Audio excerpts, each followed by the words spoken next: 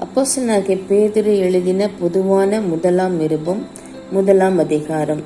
இயேசு கிறிஸ்துவின் அப்போஸ்தலனாகிய பேதுரு பொந்து, கலாத்தியா, கப்பத்தோக்கியா, ஆசியா, பித்தீனியா தேசங்களிலே சிதறி இருக்கிறவர்களில் பிதாவாகிய தேவனுடைய முன்னறிவின்படியே ஆவியானவரின் பரிசுத்தமாகுதலினாலே கீழ்ப்படிதலுக்கும் இயேசு கிறிஸ்துவினுடைய இரத்தம் தெளிக்கப்படுதலுக்கும் தெரிந்து கொள்ளப்பட்ட பரதேசிகளுக்கு எழுதுகிறதாவது, கிருபையும் சமாதானமும் உங்களுக்கு பெருகக் கடவது.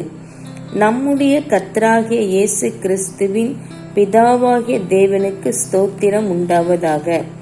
அவர் இயேசு கிறிஸ்து மரித்தோரிலிருந்து எழுந்ததினாலே அழியாததும் மாசற்றதும் வாடாததுமாகிய சுதந்திரத்திற்கேதுவாக ஜீவனுள்ள நம்பிக்கை உண்டாகும்படி தமது மிகுந்த இரக்கத்தின்படியே நம்மை மறுபடியும் ஜெனிப்பித்தார்.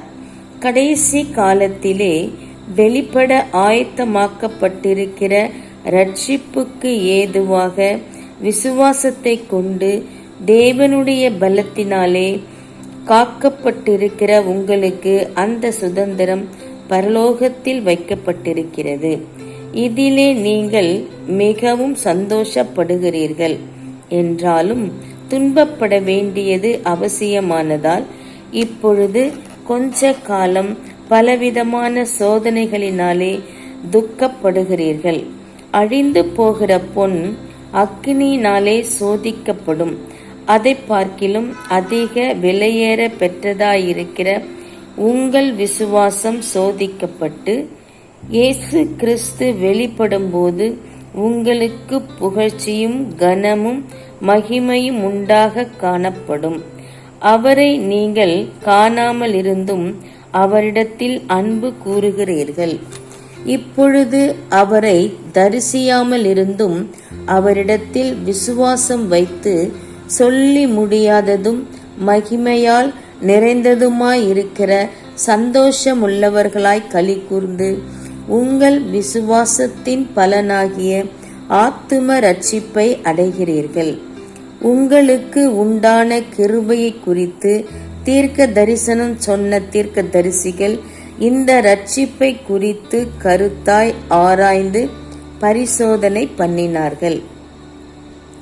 தங்களிலுள்ள கிறிஸ்துவின் ஆவியானவர் கிறிஸ்துவுக்கு உண்டாகும் பாடுகளையும் அவைகளுக்கு பின்வரும் மகிமைகளையும் முன் அறிவித்த போது இன்ன காலத்தை குறித்தாரென்பதையும் அந்த காலத்தின் விசேஷம் இன்னதென்பதையும் ஆராய்ந்தார்கள். தங்கள் நிமித்தமல்ல, நமது நிமித்தமே இவைகளை தெரிவித்தார்கள் என்று அவர்களுக்கு வெளியாக்கப்பட்டது.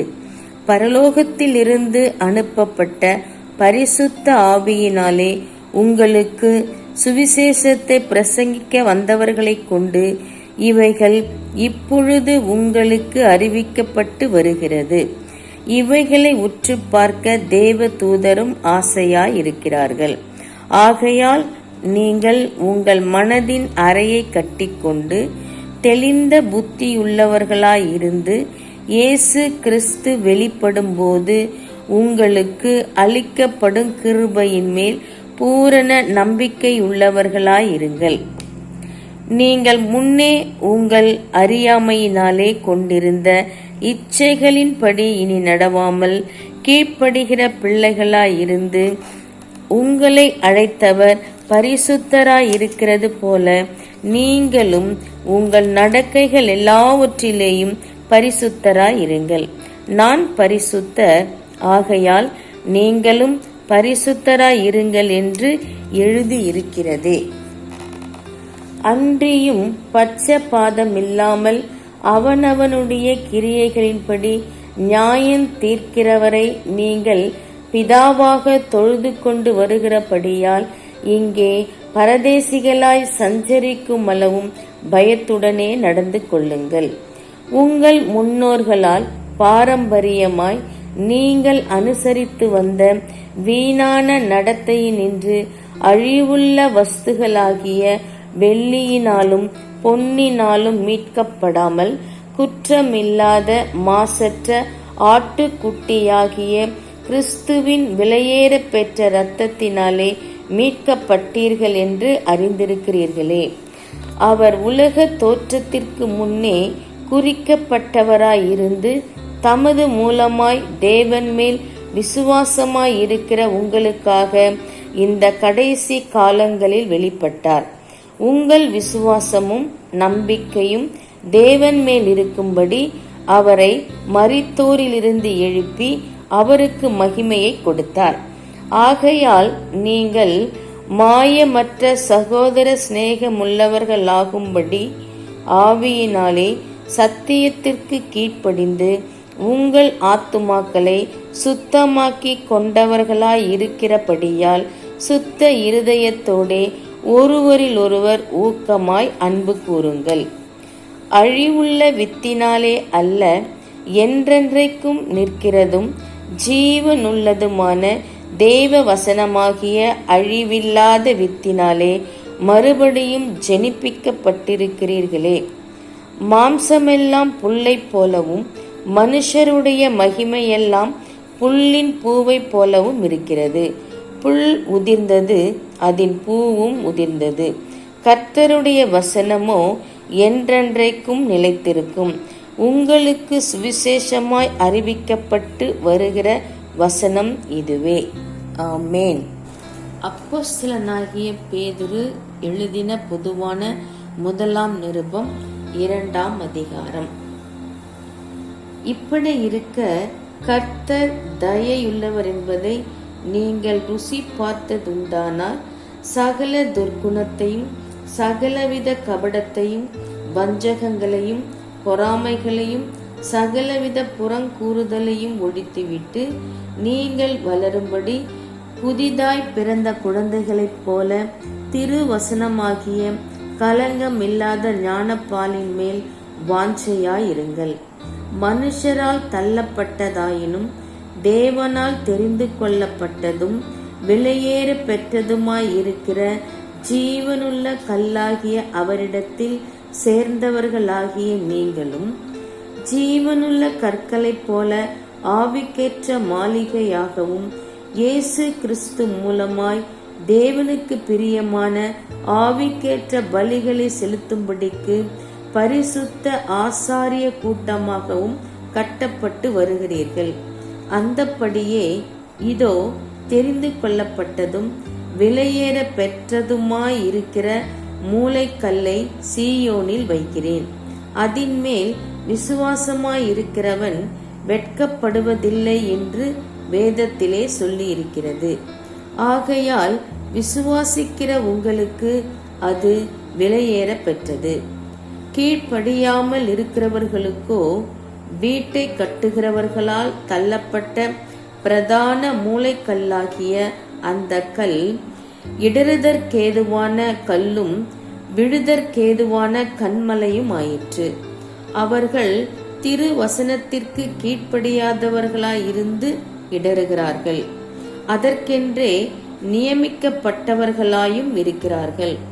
நீங்களோ உங்களை அந்தகாரத்தினின்று தம்முடைய ஆச்சரியமான ஒளியிடத்திற்கு வரவழைத்தவருடைய புண்ணியங்களை அறிவிக்கும்படிக்கு தெரிந்து கொள்ளப்பட்ட சந்ததியாயும் ராஜரீகமான ஆசாரிய கூட்டமாயும் பரிசுத்த ஜாதியாயும் அவருக்கு சொந்தமான ஜனமாயும் இருக்கிறீர்கள். முன்னே நீங்கள் தேவனுடைய ஜனங்களாய் இருக்கவில்லை, இப்பொழுதோ அவருடைய ஜனங்களாய் இருக்கிறீர்கள். முன்னே நீங்கள் இரக்கம் பெறாதவர்களாய் இருந்தீர்கள், இப்பொழுதோ இரக்கம் பெற்றவர்களாய் இருக்கிறீர்கள்.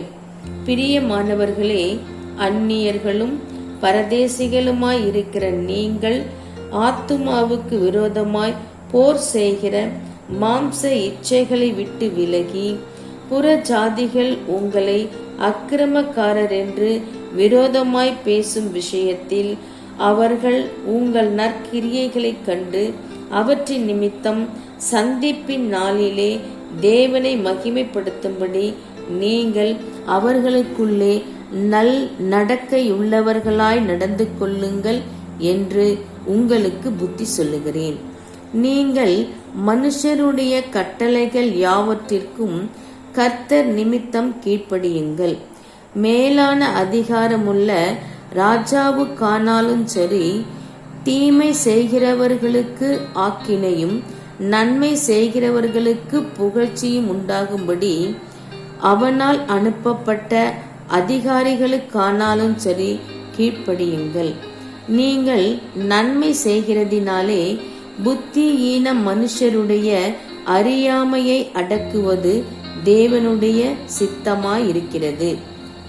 சுயாதீனம் உள்ளவர்களாயிருந்தும் உங்கள் சுயாதீனத்தை துர்க்குணத்திற்கு மூடலாக கொண்டிராமல் தேவனுக்கு அடிமைகளாயிருங்கள். எல்லாரையும் கனம் பண்ணுங்கள். சகோதரரிடத்தில் அன்பு கூறுங்கள். தேவனுக்கு பயந்திருங்கள். ராஜாவை கனம் பண்ணுங்கள். வேலைக்காரரே, அதிக பயத்துடனே உங்கள் எஜமான்களுக்கு கீழ்ப்படிந்திருங்கள். நல்லவர்களுக்கும் சாந்த குணம் உள்ளவர்களுக்கும் மாத்திரமல்ல, முரட்டு குணம் உள்ளவர்களுக்கும் கீழ்ப்படிந்திருங்கள். ஏனெனில் தேவன் மேல் பற்றுதலாயிருக்கிற மனசாட்சி நிமித்தம் ஒருவன் அநியாயமாய் பாடுபட்டு உபத்திரவங்களை பொறுமையாய் சகித்தால் அதுவே பிரீதியாயிருக்கும். நீங்கள் குற்றம் செய்து அடிக்கப்படும் போது பொறுமையோடு சகித்தால் அதனால் என்ன கீர்த்தியுண்டு? நீங்கள் நன்மை செய்து பாடுபடும் போது பொறுமையோடு சகித்தால் அதுவே தேவனுக்கு முன்பாக பிரீதியாயிருக்கும். இதற்காக நீங்கள் அழைக்கப்பட்டும் இருக்கிறீர்கள். ஏனெனில் கிறிஸ்துவும் உங்களுக்காக பாடுபட்டு நீங்கள் தம்முடைய அடிச்சுவடுகளை தொடர்ந்து வரும்படி உங்களுக்கு மாதிரியை பின்வைத்து போனார். அவர் பாவம் செய்யவில்லை, அவருடைய வாயிலே வஞ்சனை காணப்படவும் இல்லை. அவர் வையப்படும் போது பதில் வையாமலும் பாடுபடும் போது பயமுறுத்தாமலும் நியாயமா தீர்ப்பு செய்கிறவருக்கு தம்மை ஒப்புவித்தார். நாம் பாவங்களுக்கு செத்து நீதிக்கு பிழைத்திருக்கும்படிக்கு அவர் தாமே தமது சரீரத்திலே நம்முடைய பாவங்களை சிலுவையின் மேல் சுமந்தார். அவருடைய தழும்புகளால் குணமானீர்கள். சிதறுண்ட ஆடுகளைப் போல் இருந்தீர்கள். இப்பொழுதோ உங்கள் ஆத்துமாக்களுக்கு மேய்ப்பரும் கண்காணியுமானவரிடத்தில் திருப்பப்பட்டிருக்கிறீர்கள். பேதுரு எழுதின பொதுவான முதலாம் நிருபம் 3ஆம் அதிகாரம். அந்தப்படி மனைவிகளே, உங்கள் சொந்த புருஷர்களுக்கு கீழ்ப்படிந்திருங்கள். அப்பொழுது அவர்களில் யாராவது திருவசனத்திற்கு கீழ்ப்படியாதவர்களாயிருந்தால் பயபக்தியோடு கூடிய உங்கள் கற்புள்ள நடக்கையை அவர்கள் பார்த்து போதனையின்றி மனைவிகளின் நடக்கையினாலேயே ஆதாயப்படுத்திக் கொள்ளப்படுவார்கள். மயிரை பின்னி பொன் ஆபரணங்களை அணிந்து உயர்ந்த வஸ்திரங்களை உடுத்திக் கொள்ளுதலாகிய புறம்பான அலங்கரிப்பு உங்களுக்கு அலங்காரமாயிராமல் அழியாத அலங்கரிப்பாயிருக்கிற சாந்தமும் அமைதலுமுள்ள ஆவியாகிய இருதயத்தில் மறைந்திருக்கிற குணமே உங்களுக்கு அலங்காரமாயிருக்க கடவது. அதுவே தேவனுடைய பார்வையில் விலையேற பெற்றது. இப்படியே பூர்வத்தில் தேவனிடத்தில் நம்பிக்கையாயிருந்த பரிசுத்த ஸ்திரீகளும் தங்களுடைய புருஷர்களுக்கு கீழ்ப்படிந்து தங்களை அலங்கரித்தார்கள். அப்படியே சாராள் ஆபிரகாமை ஆண்டவன் என்று சொல்லி அவனுக்கு கீழ்ப்படிந்திருந்தாள். நீங்கள் நன்மை செய்து ஒரு ஆபத்துக்கும் பயப்படாதிருந்தீர்களானால் அவளுக்கு பிள்ளைகளாயிருப்பீர்கள்.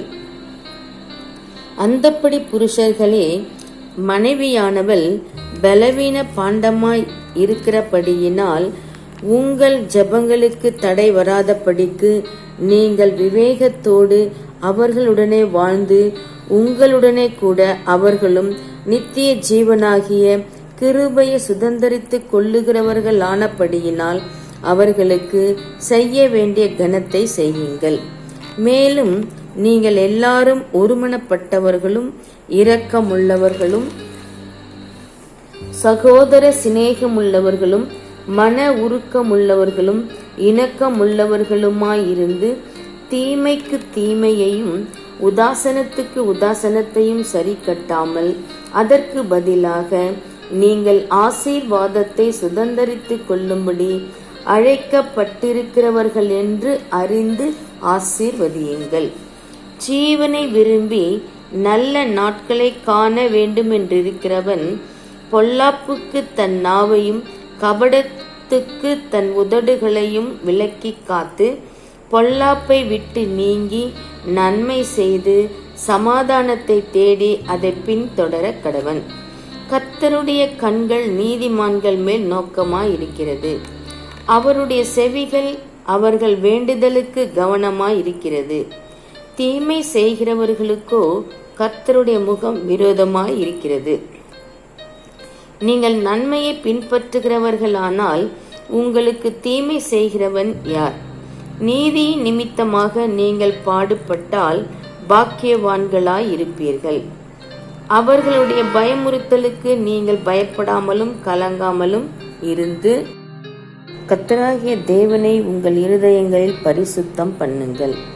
உங்களில் இருக்கிற நம்பிக்கையை குறித்து உங்களிடத்தில் விசாரித்து கேட்கிற யாவருக்கும் சாந்தத்தோடும் வணக்கத்தோடும் உத்தரவு சொல்ல எப்பொழுதும் ஆயத்தமாயிருங்கள்.